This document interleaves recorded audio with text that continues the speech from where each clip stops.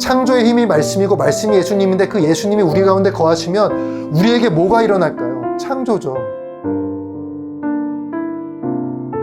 자, 여러분, 승용차가 보통 5인승이죠. 근데 그 차에 최대 몇 명이 탈 수 있을 것 같으세요? 자, 기네스북에 보니까 대형 승용차 한 대에 사람이 42명 탄 기록이 있더라고요. 대단하죠.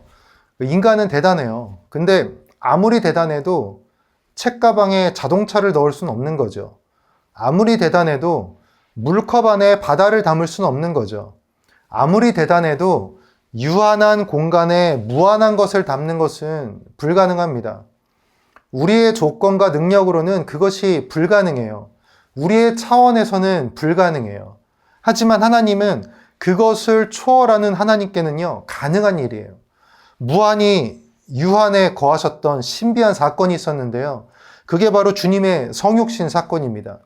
하나님이 성육신 하셨다는 것은요, 우리 신앙에서 가장 중요한 일 중에 하나입니다. 이 성육신은 약간 이런 거예요. 우리 아타나시우스라는 초대 교부의 지혜를 좀 빌려보면 어느 마을에 이 깡패랑 도둑들이 들어와서 마을을 망쳐놨어요. 그러니까 왕이 명령을 내리긴 했는데 이런 거죠. 뭐 너들 자꾸 와가지고 그런 나쁜 짓 하면 몇 조 몇 항에 의해서 처벌받는다. 그러니까 법이 존재했던 거예요. 근데 깡패랑 도둑들이 그냥 계속 와서 괴롭히니까 이 어느 순간 마을 사람들이 하나둘 그 깡패한테 굴복하고 종처럼 된 거예요. 나라에서는 계속 문서가 와요. 공지도 오고. 깡패랑 도둑이 나타나면 신고하세요. 몇 조 몇 항에 처벌된다고 말하세요. 대응하세요. 근데 사람들이 그 왕의 말대로 선뜻 행동을 못하는 거예요. 왜 그럴까요? 가장 큰 게 왕을 실제로 본 적이 없는 거예요. 글로반 왕을 읽어보니까 이 왕이 나를 도와줄 거란 현실적 믿음이 안 생기는 거죠. 그러니까 왕이 보내준 이런 경찰의 힘보다 그 도둑 깡패들이 더 세 보였거든요. 숫자도 많고. 나를 지켜준다는 왕의 문서보다 지금 당장 내 눈에 보이는 그 도둑들이 더 위협적인 현실로 느껴지는 거죠. 그러다가 이런 말을 하는 사람까지 생기는 거예요. 야, 왕이 진짜 있기는 한 거야? 그러다가 왕이 딱 결정을 합니다. 이 자기의 강력한 무기와 호위 군대를 이끌고 직접 마을에 가보기로 결정을 해요. 근데 그냥 마을에 이렇게 들려보는 게 아니라 그 마을에서 살기로 했다는 거죠. 그러니까 아주 강력한 무기와 군대를 주둔시키고 여전히 그 마을에는 깡패와 도둑놈들이 있을 거 아니에요. 근데 날뛰지 못합니다. 그들은 더 이상 힘을 쓰지 못하는 거예요. 잘못 활동했다간 끝장나는 거죠. 더욱이 중요한 것은요, 마을 사람들이 왕의 존재랑 힘을 눈으로 보게 되었다는 거예요. 왕을 실제로 보니까 왕의 존재를 진짜로 믿게 되었고 그 힘을 본 사람들은 더 이상 자기들을 위협하는 그 깡패들이 두렵지 않은 거죠. 이제는 당당하게 신고도 하고요. 왕의 이름으로 악한 것들을 대적할 힘이 생긴 거예요. 요한복음 1장에 보면 예수님에 대해서 말씀이 육신이 되어 우리에게 들르셨다. 이렇게 돼 있나요? 아니죠. 우리 가운데 거하셨다. 헬라어로 스케노, 장막을 치고 계셨다. 그러니까 제가 뭔가 단정적으로 말을 잘 안 하는데 성육신, 십자가, 부활 이 세 가지 중에 하나라도 뭐 좀 덜 믿어진다가 아니라 부정이 되면요. 100% 가짜 신앙, 가짜 복음입니다. 다만 저는 그것이 아직은 좀 잘 믿어지지가 않습니다. 아직은 확신이 되지 않습니다라고 하는 건 바울의 표현을 빌리자면 조금은 어린 신앙일 수 있는 거겠죠. 근데 그런 분들 실망 안 하셔도 됩니다. 하나님께서 그 말씀의 뜻을 깨우치도록 이끄실 것입니다. 우리가 주의 백성임을 믿는다면 이 하나님의 성육신만큼 기쁜 일은 없어요. 그분의 구원이 임할 거니까요. 근데 우리가 주의 백성이 아니라 세상에 속한 자라면 성육신이 반갑지 않을걸요? 주님이 오시고 주의 나라가 임하는 게 내가 그 나라 백성이어야 우리 군대처럼 보이는데 도둑 깡패한테 속한 자들에겐 그게 두려운 일이 되는 거죠. 모든 것을 제한하는 것처럼 느껴질 거예요. 이 시민들은 CCTV와 불 켜진 경찰서 덕분에 어두운 밤길을 자유롭게 다니죠. 근데 이 도둑놈들에게는 그것들이 아주 괴로운 문제인 거예요. 주님의 오심이 누군가에겐 빛이지만 누군가에겐 어두운 것인 거죠. 고린도전서 1장 18절 이하 말씀들을 이렇게 쭉 보면 성육신 하나님이 이루신 그 십자가의 도가 유대인에게는 거리끼는 것이 됐고 이방 로마인이나 헬라인들에게는 미련하게 보인다라는 말이죠.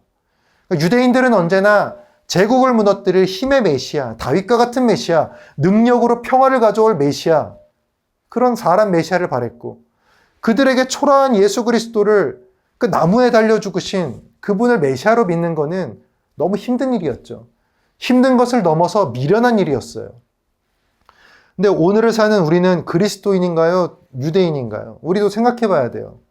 우리가 기도드리는 그 이름, 예수 그리스도는 사랑과 용서와 섬김을 강조하셨는데, 그 이름으로 기도하는 우리의 기도 내용은 유대인이 바라는 메시아와 훨씬 더 닮아 있을 때 많을걸요. 생각해 봐야 합니다. 정말 남을 섬겨라, 사랑해라, 용서해라, 믿음으로 무엇이든 이겨내라. 나는 죽고 예수가 내 안에 살아간다는 이 주님의 말씀이 정말 거부감 없이 받아들여지시나요? 저는 믿음이 그 정도가 아니라 말씀에 그 정도로 순종 못해요. 여러분, 실상은 이런 거 아니에요? 겸손을 핑계로 순종과 믿음의 능력을 주실 주님을 믿지 못하는 것이죠. 저는 교회와 목회자에게 충성하는 순종을 말하는 게 아닙니다. 여러분이 일상에서 예수님의 말씀대로 이웃을 내 몸과 같이 사랑하는 그 강령을 순종하느냐의 문제인 것입니다. 이번엔 이방인을 보죠. 주로 헬라와 로마인들입니다. 그들에게 신이 인간에 의해서 무기력하게 십자가에서 죽는다? 이해되기 어려운 일이에요. 논리에 맞지 않는 일이에요. 혹여 그것이 사실이라도 많은 신들 중에 굳이 그렇게 나약한 신을 믿어야 될까? 어리석은 일이라고 생각했을 거예요. 그리고 헬라와 로마 사람들은요, 어떤 사람들입니까? 로마에는 만신전이 있어요. 모든 신을 모아놓은 신전. 헬라는 말할 것도 없죠. 소크라테스부터 아리스토텔레스, 우리가 흔히 아는 각종 철학, 법률, 논리와 수사학의 근원지였죠. 그들은 지혜를 숭상했어요. 그러니까 그들에게는 십자가에서 돌아가신 예수, 인간의 손으로 죽은 그런 신을 믿는 것은 너무 힘들고 어리석은 일이었어요. 여러분, 그리스 로마 신화 봐도 알지 않아요? 인간이 신을 위해 노동하고 이용당하고 죽으면 죽지, 신이 인간의 죄를 안고 죽는다? 이거 설명이 안 되는 거예요. 거기다 죽은 자가 살아난다? 더 설명이 안 되죠. 논리상 안 맞아요. 잘 받아들여지지 않아요. 이해가 안 되고 내가 배운 것이랑 부딪혀서 불편하기까지 해요. 근데 하나님은 도대체 왜? 좀 구원을 그렇게 이해 잘 되는 방식으로 해주면 안 됐어요? 말만 하면 그냥 믿게? 고린도전서 1장 21절 보면 이렇게 돼 있어요. 하나님의 지혜에 있어서는 이 세상이 자기 지혜로 하나님을 알지 못함으로 하나님께서 전도에 미련한 것으로 믿는 자들 구원하시기를 기뻐하셨도다. 심지어 하나님은 전도에 미련한 것으로 믿는 자 구원함을 기뻐하셨대요. 사실 인간이 하나님의 지혜 알긴 어려워요. 그저 그분이 보여주시는 만큼 아는 거거든요. 그게 계시죠. 근데 왜인지는 몰라도요, 특히 구원이라는 것을 우리 인간이 진짜 이해 안 되게 만드셨어요. 자신의 독생자 예수 그리스도를 통해서 불가한 방법으로 보여주신 거예요. 보여주셨어요. 이해가 아니라 보여주셨어요. 하나님과 그 구원이 진짜라고 보여주셨어요. 이해 못하니까. 우리의 모든 경험 합보다 하나님은 크신 분이거든요. 지각에 뛰어난 주님께서 우리의 이해 범위를 뛰어넘고 우리의 방식을 초월하는 방식으로 구원을 보여주신 거예요. 왜 그렇게 보여주셨을까요? 이해가 되는 세상 방식이면, 구원이 여러분들이 매일매일 보는 이해 잘 되는 그 세상 방식이면 누가 구원에 이를 수 있을까요? 더 가진 사람? 더 배워서 더 잘 이해하는 사람? 삶의 여유가 있어서 뭔가를 더 실천할 수 있는 사람? 세상이 잘 이해되는 방식으로 구원하면요, 배제될 사람 너무 많고요, 구원이 불공평해져요. 아니, 성경의 말을 빌리자면 솔직히 의인은 없나니 하나도 없다. 예수 그리스도 없이 구원받는다? 하나도 없을걸요. 하나님의 목적이 우리를 이해시키는 건가요? 단순히? 아니죠. 이 성경이요, 그냥 우리가 이해만 하라고 시험 치려고 주는 책인가요? 아니에요. 구원하라고요. 내가 만들고 내가 사랑하는 너희 죄지어서 지금 죽을 몸이 됐지만 내가 독생자 예수 그리스도의 십자가 은혜로 다시 너희를 구원하려고 한다. 그거 믿게 해서 구원 받으려고 쓴 책이잖아요. 여러분, 전도가 왜 미련하게 보이죠? 똑똑한 건요, 설득하는 거예요. 증명하는 거예요. 근데 전도는요, 미련하게 보일 수밖에 없어요. 예수 믿어. 그래야 구원받아. 내 삶이 변했어. 나 봐봐. 예수 믿어. 구원받아. 솔직히 그 말 말고 별로 할 말이 없어요. 왜죠? 구원이 사람이 쥐어짜서 만든 게 아니에요. 사람 논리로 만든 게 아니에요. 구원은 참신, 참인간, 하나님의 유일하신 독생자, 우리 주 예수 그리스도로부터 베풀어진 은혜니까 우리가 그냥 받은 거, 전달하는 거 외에는 다른 말하는 게 좀 어려워요. 그 전도가 미련하다는 거예요. 근데 여러분, 이 말 듣고 아직도 전도가 미련하게 들리시나요? 아니죠. 전도가 미련한 게 아니고요. 하나님의 도가 미련한 게 아니고요. 그게 너무도 높은 진리라서 오히려 미련한 우리가 이해하기 어려운 거예요. 물론 저는 논리 철학적 변증을 아주 좋아하고 필요하다고 생각해요. 하지만 그게 절대 우선은 아니에요. 저는 그걸 너무 좋아하는데 그게 우선은 아니라는 거 알고 있어요. 하나님의 도를 이해시키고 질문에 답하는 수단으로는 쓰일 수 있지만 그건 전도의 핵심이 아니라는 거 저는 믿습니다. 사실 이 모든 시작은요, 태초에 죄로부터 시작됐죠. 죄가 없었다면 우리는 삼위일체 하나님과 지금껏 풍성한 사랑을 누리면서 함께하는 존재였겠죠. 하지만 죄가 들어와서요, 하나님과 함께할 수 없는 존재가 되었어요. 창조물이 그 형상을 훼손당했을 때 하나님은 두 가지 선택지가 있으셨을 거예요. 하나는 모든 것을 멸망시키고 다시 시작하는 거. 다른 하나는 재창조를 통해서 다시금 그 무너진 형상을 회복시키는 거겠죠. 우리가 감사한 거는요, 하나님이 두 번째 선택지 택하셨다는 거예요. 그럼 이제 하나님은 재창조를 위한 작업을 시작하시는데 요한복음의 시작을 여러분 기억하실 겁니다. 태초에 말씀이 계시니라 이 말씀이 하나님과 함께 계셨으니 이 말씀이 곧 하나님이시라. 창세기 어떻게 시작하죠? 태초에 하나님이 천지를 창조하시니라 하나님의 빛이 있으라 하시니 빛이 있었다. 그분은요, 말씀으로 창조의 서막을 여셨죠. 그리고 요한복음은요, 그 예수님을 말씀이라고 지칭합니다. 요한복음 또 이렇게 증언해요. 말씀이 육신이 되어 우리 가운데 거하심에 우리가 그의 영광을 보니. 창조의 힘은요, 말씀에 있어요. 말씀이 누구죠? 예수님, 말씀의 본체. 그리고 예수님은 그 말씀이 육신이 되어 오셨어요. 그분이 그리고 그냥 오셨나요? 우리 가운데 거하신다는 거예요. 창조의 힘이 말씀이고 말씀이 예수님인데 그 예수님이 우리 가운데 거하시면 우리에게 뭐가 일어날까요? 창조죠. 무너진 형상의 새로운 창조. 우린 하나님의 형상을 지닌 존재죠. 하지만 기억해야 될 건요, 우리는 하나님이 아니라 하나님의 형상이라는 거예요. 하나님은 훼손되지 않으세요. 하지만 형상은 훼손돼요. 하나님은 생명과 창조, 죽음과 멸망의 주권이 있으시지만 형상들은 그렇지 않아요. 그래서 형상이 훼손되면 오직 하나님을 통해서만 회복될 수 있는 거예요. 죄를 짓고 육신의 몸을 입은 우리 하나님의 형상들은요, 우리의 논리로는 회복 못 돼요. 우리 안에 있는 것으로는 회복 못 한다는 거예요. 우리들을 재창조하시는데 필요한 건요, 창조의 때처럼 말씀, 육신이 되어 오신 말씀, 예수 그리스도, 우리 안에 거하시는 그분, 하나님의 성육신은 구원의 나팔, 무너진 형상의 회복, 그 자체인 겁니다. 만약 구원에 있어서요, 하나님이 인간에게 뭔가 시키시면요, 우리 못할걸요? 십자가? 못해요. 우리 이런 말 할걸요? 하나님 저런 놈도 내가 구원해야 돼요? 내가 왜 손해봐야 돼요? 우리는 그런 사람 없어요. 우리 자체가 사랑이 아니거든요. 그런데 십자가는요, 이건 하나님이 직접 성육신 하셔가지고 그분이 직접 이루셨어요.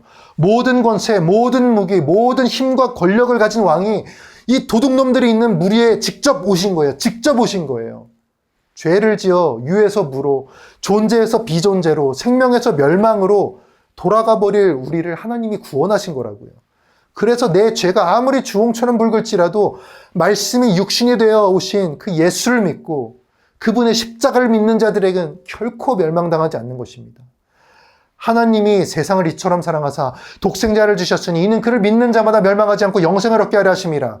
하나님이 그 아들을 세상에 보내신 것은 세상을 심판을 하심이 아니요 그로 말미암아 세상에 구원을 받게 하려 하심이라. 그를 믿는 자는 심판을 받지 아니하는 것이요 믿지 아니하는 자는 하나님의 독생자를 이름을 믿지 아니하는 것이니 벌써 심판을 받은 것이라. 말씀이 육신이 되신 예수 그리스도를 믿고 의지하는 자들에겐 이 땅에서부터 이미 참된 존재로서의 여정이 시작되는 것입니다. 그 반대도 똑같아요. 이미 이 땅에서부터 멸망할 존재로서의 삶이 시작되는 겁니다. 전도해야겠죠. 그런 사람 없도록. 근데 희한해요. 인간은요, 이렇게 하나님이 주신 소중하고 누구나 지킬 방법은 어리석다, 이해 안 된다 이러고요. 자기들이 스스로 만들어낸 지키기도 힘든 온갖 법률과 제도는 인생을 겁니다. 썩지 않을 양식, 만나처럼 하늘에서 내리는 양식, 영원한 생명이신 우리 주 예수 그리스도가 직접 오셨잖아요.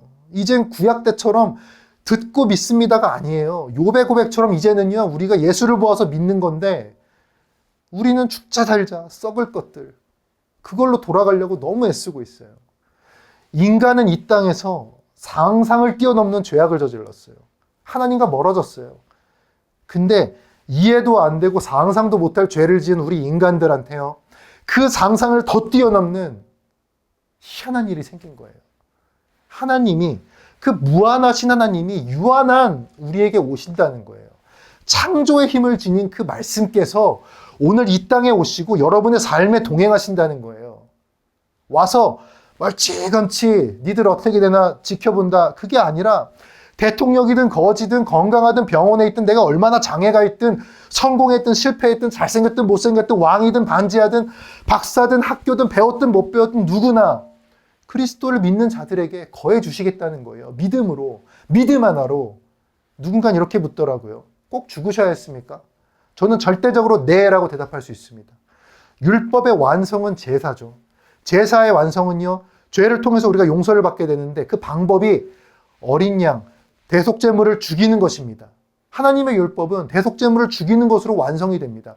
그래서 주님은 성경에 나는 율법을 폐하러 온 것이 아니라 완성하러 온 것이라고 하시죠. 우리를 위해서 자신을 흠없는 대속물로 내어주시고 우리의 죄를 용서하고 하나님과 우리의 관계를 회복시키는 것, 그 선언을 하신 거예요. 그래서 죽으셔야만 했습니다. 하지만 그분은 우리와 달라서, 다른 재물들과 달라서 부활하셨죠.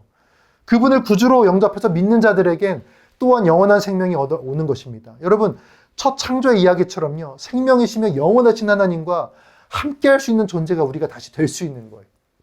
성경에서 부활을 믿은 사람들의 변화를 보세요. 다 도망갔던 제자들, 다 순교하죠.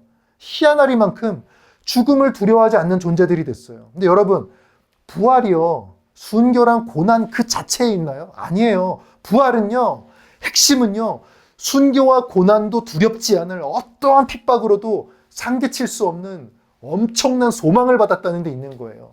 그 소망이 용기를 주는 거고 그 용기가 고난과 핍박의 자리로 자연스럽게 나가게 해주는 것이죠. 핵심은 니들 고난받아라가 아니라 더 큰 소망을 품어서 어떤 것이든 이겨내라라는 것이죠. 부활의 힘, 소망, 당연하죠.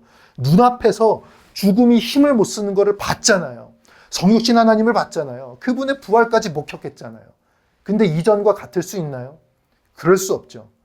유대인들은 위대한 왕이 자신들에게 나와서 예수 그리스도와 십자가의 도를 거리끼는 것으로 여겼어요. 그러나 유대인들은요, 자기 민족도 설득 못했어요. 그런데 그 거리낀다는 예수는요, 생명과 구원, 영혼과 불멸의 거룩한 징표가 되셨죠. 똑똑하다 자부하는 헬라인들이요, 그들은 십자가에서 죽은 예수 믿는 것을 바보 같고 어리석다라고 생각했어요. 하지만 똑똑한 그들 중에 생명과 구원에 대해 답을 준 자가 없어요. 당연하죠.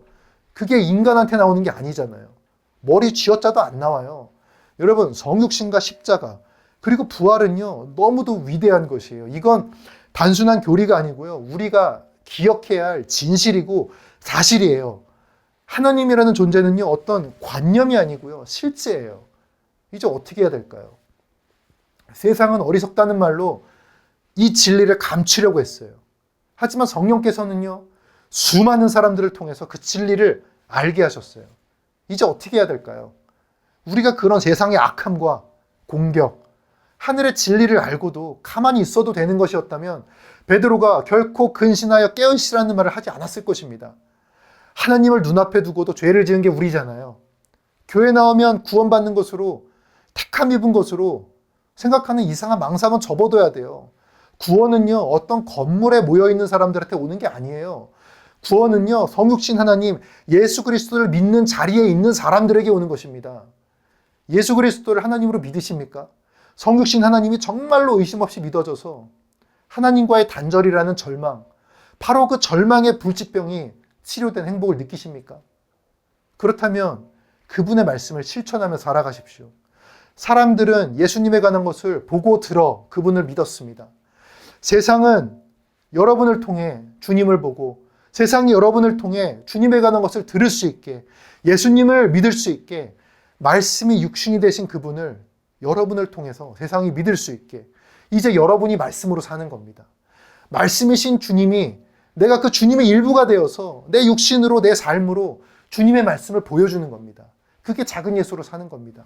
오늘날의 정육신으로 사는 겁니다. 말씀이 육신이 되신 분을 모시고 사는 거예요. 집이든 가게든 직장이든 학교이든 어디든 우리의 육신을 통해서 세상이 말씀을 볼 수 있도록 그렇게 살아가는 것입니다. 그것이 바로 예수 그리스도를 아는 축복을 먼저 받은 자들의 의무이자 사명임을 기억하시길 바라겠습니다. 우리 함께 기도하시겠습니다.